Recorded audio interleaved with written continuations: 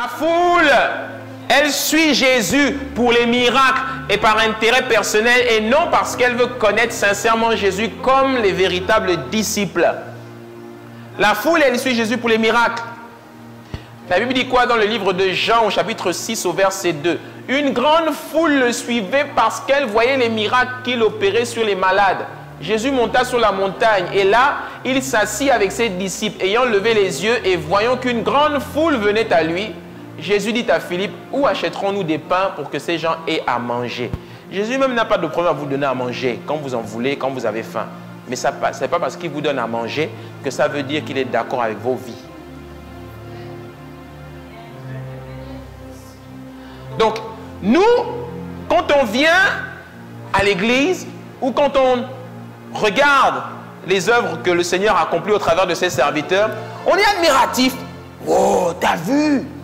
Wow, c'est magnifique. Wow, c'est fort. Wow, l'onction, tout ça, tout ça. Mais dès qu'on retourne dehors, on refait les mêmes choses. C'est comme si c'est rentré là, c'est sorti là.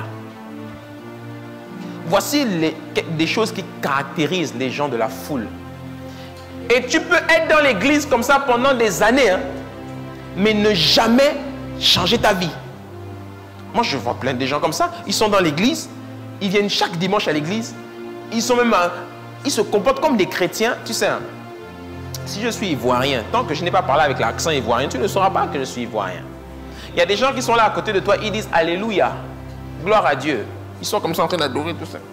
Mais ils ne sont pas citoyens du royaume. Hein? Est-ce que tu sais que là, parmi nous, là, il y a des espions? Il y a des gens qui ne sont pas avec nous. Ils sont là au milieu de nous. Regarde bien celui qui est à côté de toi. Regarde-le. Tu ne sais pas qui il est. Dans l'église, là, la porte est grande ouverte le dimanche matin. Tout le monde peut entrer. Hein? Même le voisin peut entrer. L'église, c'est comme un hôpital. Tous les malades rentrent, les visiteurs rentrent, et tout cela. C'est pour ça que même le dimanche, là, on ne peut pas dire tout et n'importe quoi. Il y a des choses qu'on ne peut pas dire ici le dimanche parce qu'il y a des gens, ils sont là. Même là, pendant que je parle, il y en a, ils enregistrent avec leur téléphone. Si je dis une parole de travers, là, il y a même le live sur Facebook. Si je dis une parole de travers, là, il y a quelqu'un qui va prendre ça, il va aller créer sa web TV sur YouTube et puis il va commencer à faire ses histoires.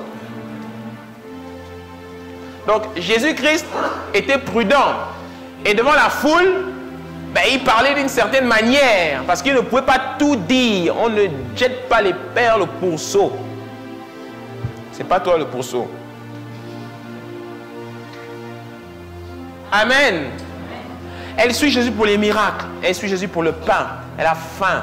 Elle veut ci, elle veut les prophéties. Elle veut les grâces. Elle veut les bénédictions qui tombent d'en haut, etc., etc.